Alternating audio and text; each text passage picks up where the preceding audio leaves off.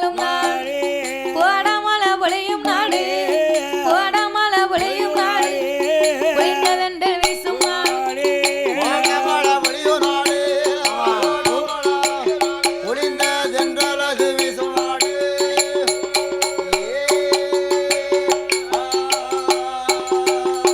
ஐயா தூத்துக்குடி மாவட்டமா தூத்துக்குடி மாவட்டமா திருச்செந்தூர் பக்கத்திலே குறும்பூர் அருகினிலே பேரும் புகழ் பெற்றதுதான் நாலு மாடி தன்னதிலே நாலு மாடி தன்னதிலே யாரெல்லாம் வாழ்ந்துவார் நாலு மாவடி தன்னதிலே நாலு மாவடி அங்கே யாரெல்லாம் ஆண்டு வாரார்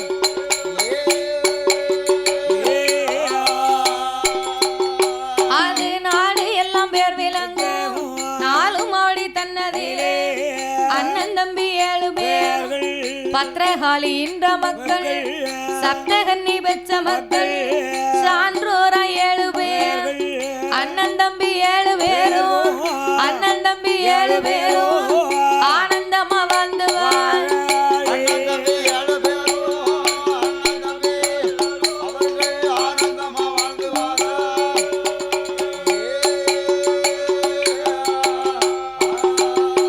அது அண்ணன் தம்பி 7 பேர் சப்தகன்னி பெற்ற மக்கள் சான்றோட நாடாரும் வாழ்ந்து வரும் நாளையிலே ஆறுமுக நாடாரும் சுடலமுத்து நாடாரும் வேல் என்ற நாடாரும் லட்சுமண நாடாரும் சுடலை நாடாரும் ராமையா நாடாரும் சிவன் நாடார் என்று சொல்லி 7 பேர் இருக்கும் போது தூத்துக்குடி மாவட்டத்திலே திருச்செந்தூர் குறும்பூர் பக்கத்திலே பக்கத்துல நாடு எங்கும் பேரு பெற்ற 4 மாவடி மாநகரத்திலே ஆமோ அன்று ஓர் நாளையிலே சப்தகன்னி ஈண்டெடுத்த மக்கள் சான்றோர் திருமகன் திருமகன் பத்திரகாளி வளர்த்த மக்கள் வளர்த்த மக்கள் அண்ணன் தம்பி 7 பேர்களும் அரசாண்டு வருகிறார்கள் அரசாண்டு வருகின்றார்கள் ஆறுமுக நாடாரும் சுடலை முத்து நாடாரும் வேல் நாடாரும் ஆமா லட்சுமண நாடார் சுடலை நாடார் ராமையா நாடார் சிவன் நாடார் அஸ்வன் நாடார் இப்படியாகவே ஆமா அண்ணன் தம்பி 7 பேர்களும் ஆனந்தமாகவே வாழ்ந்து வரக்கூடிய காலத்திலே அந்த காலத்துல நாடார் குல மக்கள் வாழ்ந்து வரக்கூடிய அந்த 4 மாவடியிலே அதே ஊருக்குள்ளே கரையாளர் மக்களும் வாழ்ந்து வருகிறார்கள் வாழ்ந்து வருகிறார்கள். அப்போ எல்லா இன மக்களும் இருக்கக்கூடிய இடத்துல ஆமா கரையாளர்கள் மக்கள் எல்லாம் வரி வசூல் செய்வது வழக்கம். வழக்கம். அப்ப இந்த அண்ணன் தம்பி 7 பேர்கள் இடத்திலையும் வரி வசூல் வேண்டி 7 பேர்களையும் மிகவும் துன்புறுத்தி இன்னல் இடக்கம் செய்து தரமாட்டேன் என்று சொன்னாலும் துன்புறுத்தியதுனால அண்ணன் தம்பி 7 பேரும் பார்த்தாங்க இந்த கரையாளர்கள் தொல்லை தாங்க முடியல. எப்ப பார்த்தாலும் நாள் வர வர வரி வேணும் வசூல் வேணும் நம்மளை இடைஞ்ச பண்ணிக்கிட்டே இருக்காங்க. நம்ம எத்தனை நாளைக்கு தான் கொடுக்க, எத்தனை நாளைக்கு இவங்க இடைஞ்சல்ல நம்ம நிக்க. அதனால துஷ்டரை கண்டா நம்ம தூர விலகி போகணும். அவங்கிட்ட போய் சண்டைக்கு போனா நமக்கு அவனுக்கு வித்தியாசம் இல்ல. அது அறிவு உள்ளவங்க துஷ்டரை கண்டா தூர விலகி வந்துருவான். ஆமா, அறிவு இல்லாம தான் போய் சண்டை போட்டு கண்டிப்பான். அப்ப துஷ்டரை கண்டு நம்ம தூர விலகணுமானா இந்த கரையாளர்கள் எல்லாம் வரி வசூல் வேணும்னு இடக்கம் செய்ய செய்ய நமக்கு எரிச்சலா தெரியுது. அதனால 4 மாவடி நகரத்தை விட்டு நாமல் வேறு இடத்திலே சென்று வாழ்வாங்கி வாழ வேணும் என்று அண்ணன் தம்பி 7 பேரும் அண்ணன் தம்பி 7 பேரும் அவரை 4 மாவடி ஊரு விட்டு அவரோ கெட்டு சாதம் கட்டி கொண்டு அவர் பொருட்கள் எல்லாம் எடுத்துக்கொண்டு தங்களுக்கு பானையுமாய் அவரோ பொங்கலுக்கு அரிசியும் இப்படி எல்லோரும் ஒன்று கூடி இரவோடு இரவாக கரையாளர்கள் தன்னை விட்டு நாமல் தண்டியல் அலங்கரித்து தண்டியலும் பல்லாக்கும் இப்படி எடுத்துக்கொண்டு வாரார்.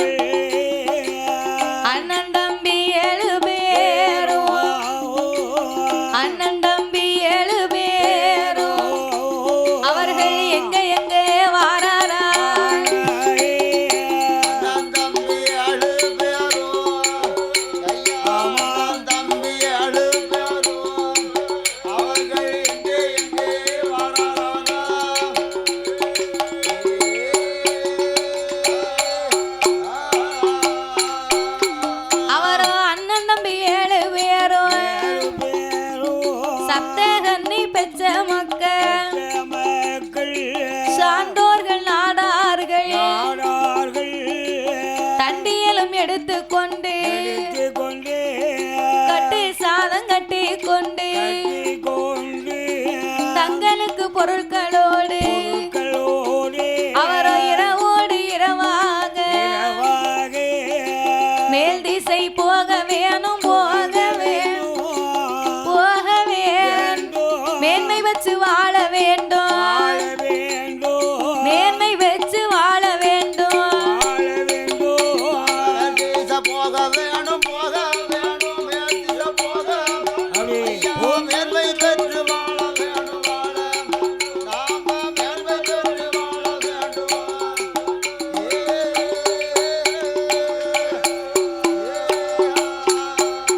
நாமல் மேல் திசைக்கு போக வேணும் மேன்மை வச்சு வாழ வேணும் என்று திசையாக வாராரே அவர் நாலு மாவடி தனை கடந்து பேய் குளம் பாதை கூடி பெருமாள் குளம் வழியாக எய்ய வரியாக பல்லாக்கு தண்டியலோடு வாராரே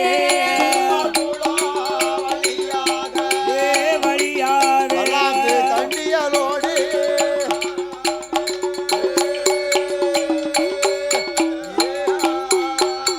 அப்போ அண்ணன் தம்பி 7 பேரும் அவர் பெருமாள் குளம் தனை கடந்து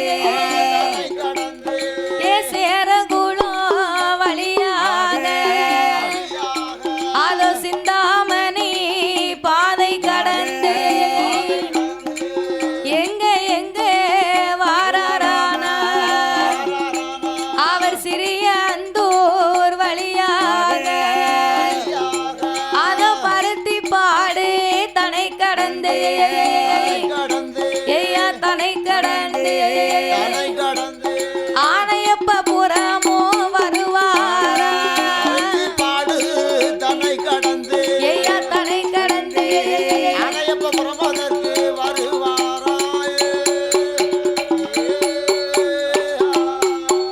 அவர் ஆனையப்ப புறமோ தனை கடந்து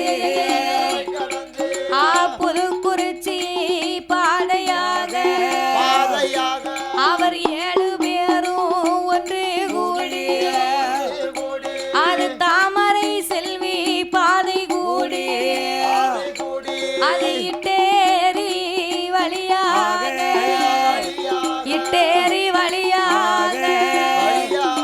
ஐயா மேற்கு முகம் திரும்பி வாரா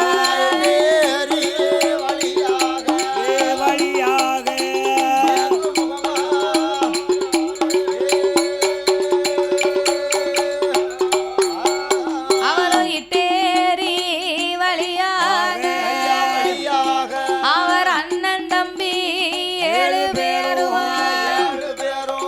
புது குளம் தனை கடந்து ஐயா தனை கடந்து ஒரு உடன்காட்டை கண்டிட்டாரே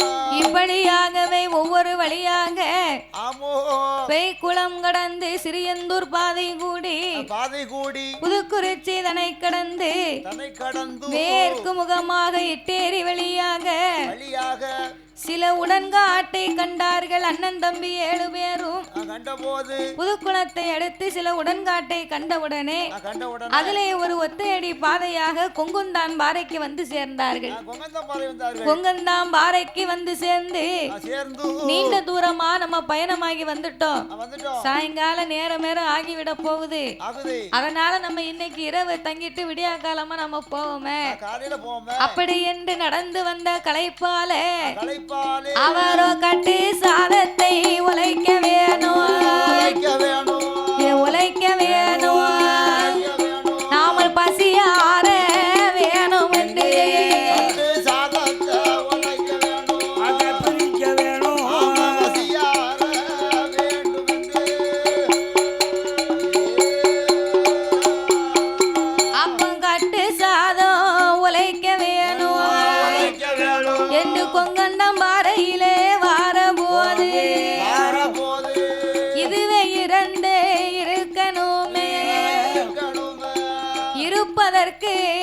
சிறந்த ஈடும் ஏ சிறந்த ஏடும் என்று 7 பேரும் அமர்ந்திருந்தார்.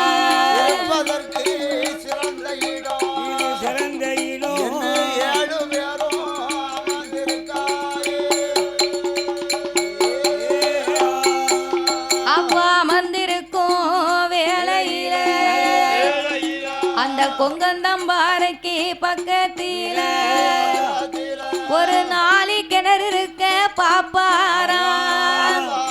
அந்த 4 கிணத்துக்கு வந்தல்லவோ நம்ம கை கால் முகம் கழுவ வேணும் ஐயா, கழுவ வேணும். நம்ம நீரருந்தி போக வேணும். கழுவ வேணும்.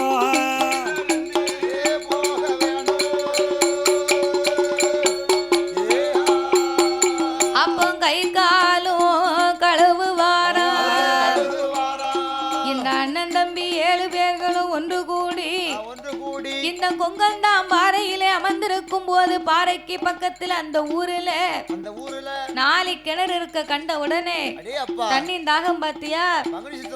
ஆமா, 4 கிணத்துல நம்ம நடந்து வந்ததுனால தண்ணி தாகமா இருக்கு. இந்த 4 கிணத்துல தண்ணியை குடித்து கை கால் முகத்தை அழும்பி சாப்பிட்டு கொஞ்சம் இழப்பாரி நம்ம வேர்வையை துடைச்சிருப்போம் அப்படின்னு கிணத்துக்கு பக்கத்துல வந்தாங்க.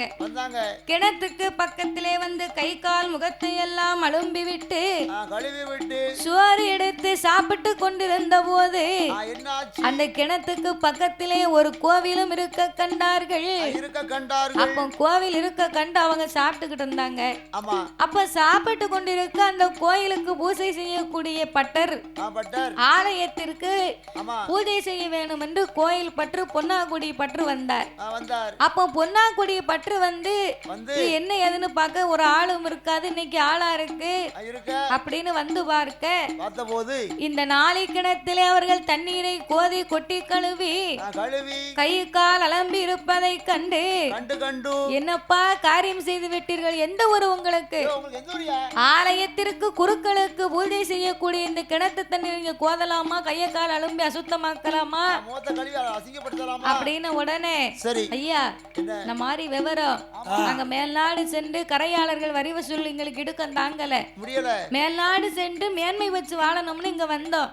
வரும்போது பசி ஆகி போச்சு, இந்த கொங்கந்தமாரில இருந்து சாப்பிட்டு கை கால் அலம்பி போகணும்னு வந்த நாங்க கோயிலை கவனிக்கல ஐயா.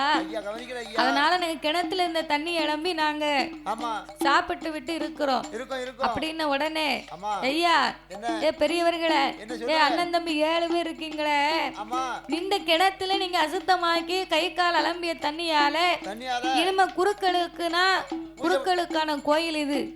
நான் பற்று வந்து குருக்களுக்கு நம்ம இந்த தண்ணியை கோதை அபிஷேகம் செய்ய முடியாது, அது எனக்கு தெய்வ குத்தமாகும்.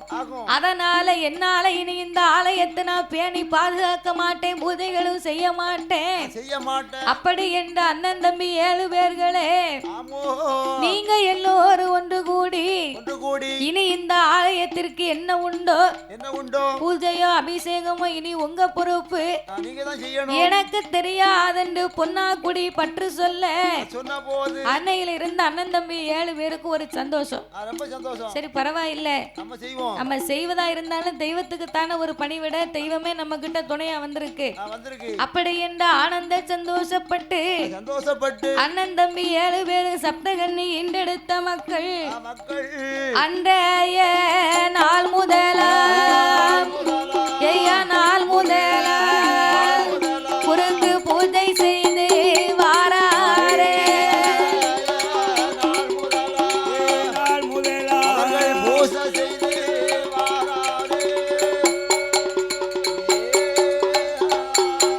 அப்ப இப்படியா இருக்கும் போது இருக்கும் போது அங்க என்ன என்ன நடக்குதானா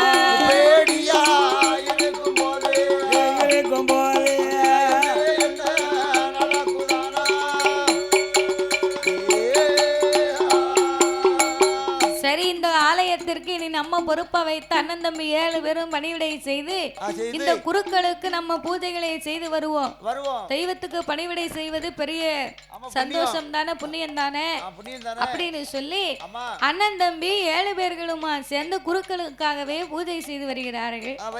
அப்போ பூஜை செய்து வர இந்த நாளை கிணத்துக்கும் இந்த கோயிலுக்கும் நம்ம இன்னையிலிருந்து இங்கே தான் இருக்கோம். அதனால இனி நம்ம இந்த இடமே இருப்பிடமா இருக்கட்டும், வேறு எங்கும் போக வேண்டாம். இந்த கொங்கந்தான் பார ஊரையிலே இருந்து இந்த கிணத்துல இருந்து நீர் இறைத்து வயத்து பிழைப்புக்கு நாம விவசாயம் தானே பார்க்க வேண்டும். ஏற்கனவே நம்ம சான்றோர் மக்களுக்கு எல்லாம் விவசாயம் தான் பெருசு பார்த்துக்கோ. அப்போ மூலம் காட்டு வேலை தானே. அப்போ விவசாயம் பார்த்து நாம வாழ்வாங்கி பெருகி வாழணும்னு சொல்லி வாழ்வாங்கி பெருகி வாழணும்னு சொன்னா இந்த நாளை கிணத்துல இப்ப இருக்க மாதிரி மோட்டர் வசதி எல்லாம் அப்ப இல்ல. நீர் இறைக்கணும்னா துலாம் வேணும். துலாம் போட்டு இறைச்சா தான் இறைக்க முடியும். அப்ப பூரா அப்படித்தான். அப்ப இதுக்கு துலாம் போட்டு இறைக்கணும்னு சொன்னா அதுக்கு தகுந்த மரத்தை வெட்டி ஏற்பாடு பண்ணணும்.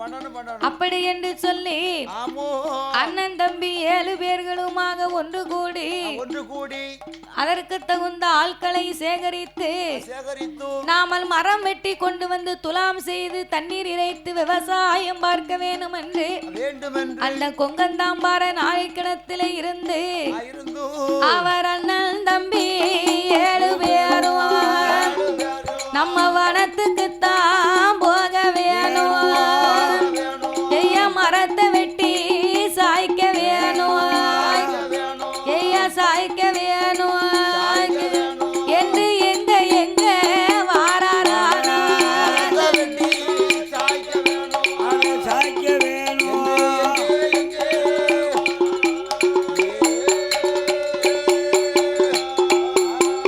அவர் மரம் வெட்ட வேணுமான அது மலையான மலை கடந்து காக்காச்சி மலையதற்கு சிங்கம் முரங்கு மனம் சிறுபுலிகள் வாழும் மனம் காட்டானை கவரிமான்கள் கட்டுக்கட்டாக வாழும் மனம் அப்பேறுவட்ட வனமாகப்பட்ட அந்த காக்காச்சி மலைக்கு போய் நம்ம பெரிய பெரிய மலங்காட்டுக்குள்ள போனாதான் நல்ல வைரம் பாஞ்ச மரமா வெட்டலாம்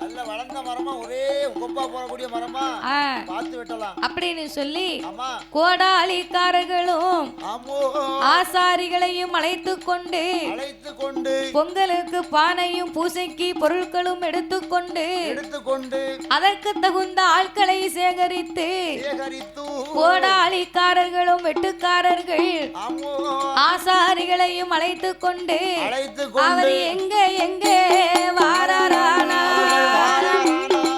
7 மாட்டு வண்டி பூட்டி கொண்டு சான்றோர் மக்கள் 7 பேரும் சப்தகன்னி பெற்ற மக்கள் மரத்தை வெட்ட வேணும் என்று அவர் மாட்டு வண்டியை கட்டி கொண்டு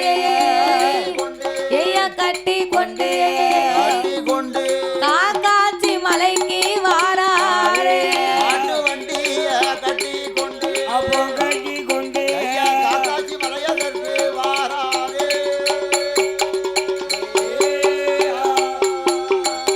கொல்லர்களும் தச்சர்களும்